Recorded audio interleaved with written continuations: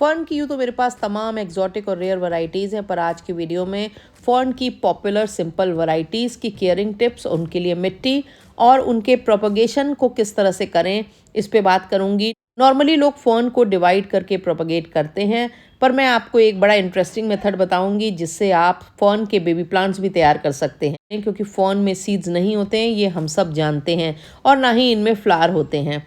इनमें होते हैं पत्तियों के पीछे लगे हुए ये स्पोर्स, और इन स्पोर्स को कलेक्ट करके आप किस तरह से इनके नए प्लांट्स बना सकते हैं, ये मैं वीडियो के आखिरी हिस्से में आपको बताऊंगी। नमस्कार, आप देख रहे हैं गार्डनिंग एस्थेटिक्स। मैं हूं अनीता दिनेश। मेरे पास फर्न की तमाम वैरायटीज है और मैं किस तरह से उन वैरायटीज की देखभाल करती हूँ, आज के वीडियो का टॉपिक यही है।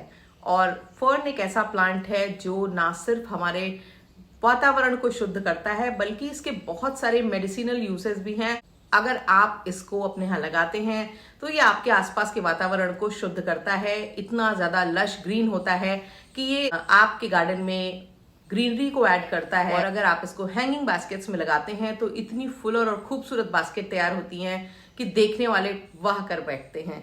पर अगर आपके फर्न्स इस तरह से लश नहीं होते हैं, इतने अच्छे थिक नहीं दिखाई देते हैं, जल्दी सूखने लगते हैं, या कई बार कोशिश के बाद भी आप फर्न को सक्सेसफुली ग्रो नहीं कर पा रहे हैं, तो आप इस वीडियो को जरूर देखिएगा। इससे आपको, मेरा पक्का विश्वास है कि आपको फायदा होगा। फर्न की ज्यादातर जो नॉर्मल वैरायटीज हैं वो कम कीमत में मिलती हैं और आसानी से प्रोपगेट हो जाती हैं।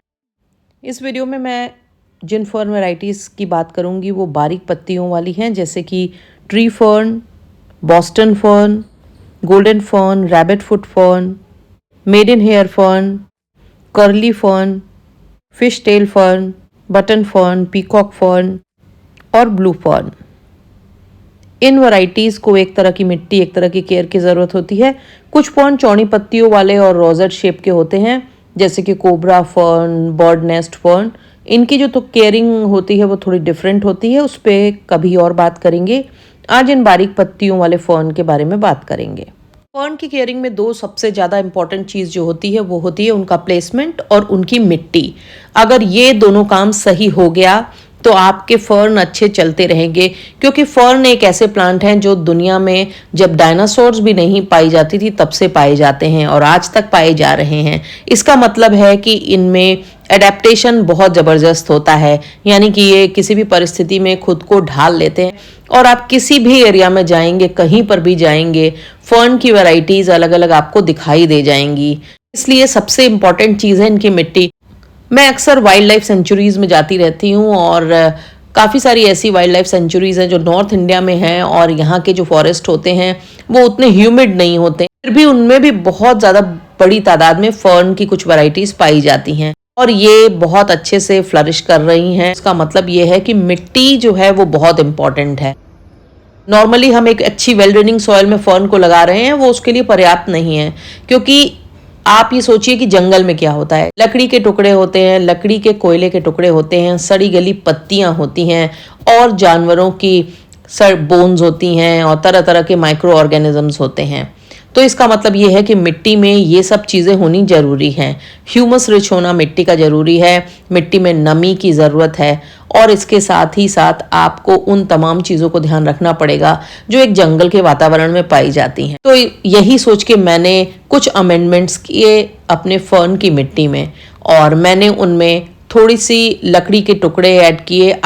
मैंने पाइन बार्क मेरे पास पड़ी थी, ऐड किया। आप और भी लकड़ियां ऐड कर सकते हैं अपने यहाँ के पार्क में, और इस तरह के एरियाज में छोटे मोटे लकड़ी के टुकड़े जो गिरे हुए हैं या लकड़ियों को बारीक क्रश करके भी यूज़ कर सकते हैं। और इसके साथ ही आपको यूज़ करना है मॉस ग्रास।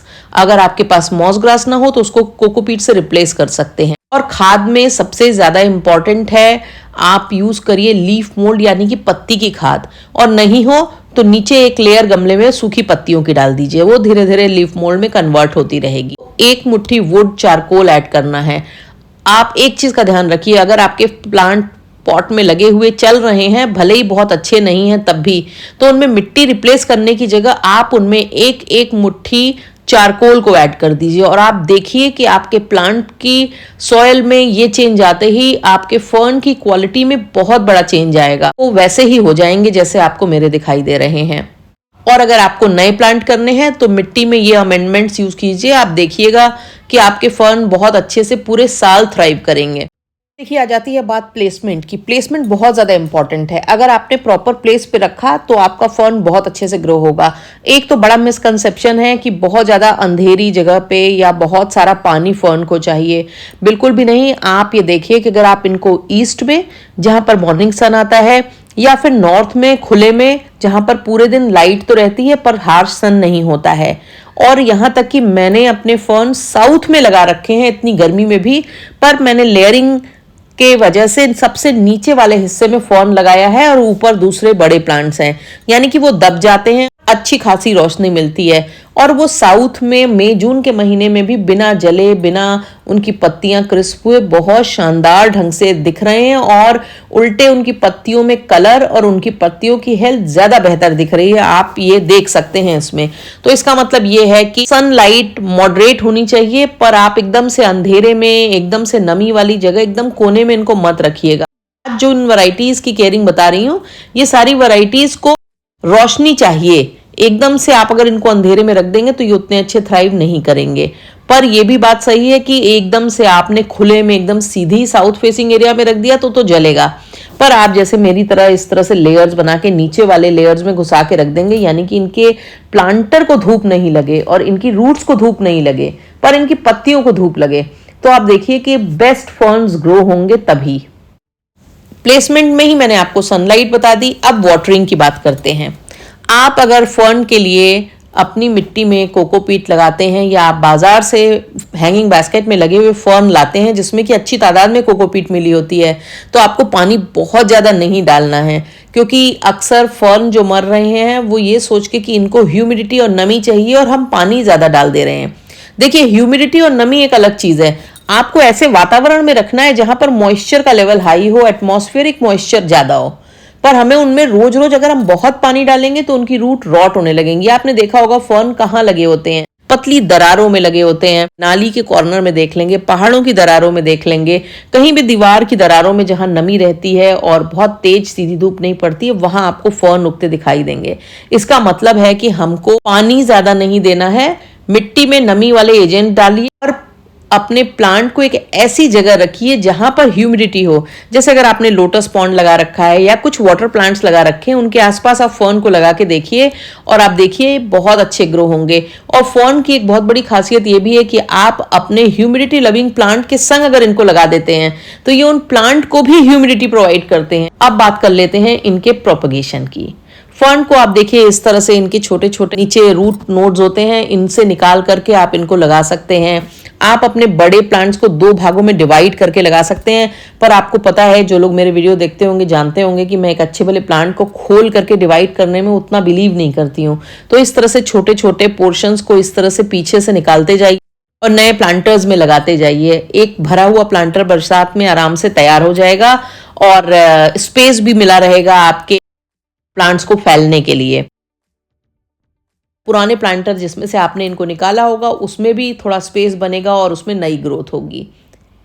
दूसरा तरीका है इनको स्पोर्स से प्रोपगेट करने का। स्पोर्स से प्रोपगेट करने के लिए आप इस तरह से स्टेम्स को तोड़ लीजिए और इस तरह से एक एनवेलप में इनको रख दीजिए। कुछ दिनों बाद स्पोर्स झड़ गए हैं इसमें, और इन पत्तियों को हटा दीजिए। इन स्पोर्स को इस तरह से एक अच्छी सी मॉइस्चर रिटेनिंग सॉइललेस मीडिया में डाल करके एक छेद वाले बॉक्स में, नीचे इसमें थोड़े 2-3-4 छेद हैं। महीनों में जब इनमें छोटे छोटे प्लांटलेट्स दिखने लगे तो फिर बॉक्स को खोल दीजिए और फिर उसको कवर मत कीजिएगा, बस उसमें लगातार नमी बनाए रखिएगा। और देखिएगा आप 7 महीने के लगभग मेरे इन प्लांट्स में प्लांट्स निकल आए थे। और ये प्रोसेस आपके यहाँ की जो कंडीशन है, आप कैसे रखते हैं उसके हिसाब से लंबा हो सकता है, पर मुझे नहीं लगता है कि 6 महीने से कम समय में इनमें अंकुरण होता है या नए प्लांट बनते हैं। तो डिवीजन का जो मेथड है वो आसान है। इसके अलावा एक और मेथड है, आपके पुराने जो प्लांट्स होते हैं उनमें इस तरह के राइजोम्स या बल्ब्स बने होते हैं,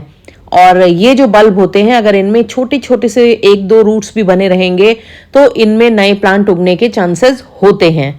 और कई बार ऐसा होता है कि आपका पूरा ऊपर से प्लांट मर गया है, पर जब आप उसकी मिट्टी निकालेंगे तो आपको ये छोटे छोटे बल्ब्स दिखाई देंगे, और आप अगर इनको दोबारा लगा दें तो काफ़ी हद तक चांसेस होते हैं कि करीबन 1.5-2 महीनों में इनमें नए प्लांट्स फूटने लगेंगे और आपका प्लांट वापस रिवाइव हो जाएगा।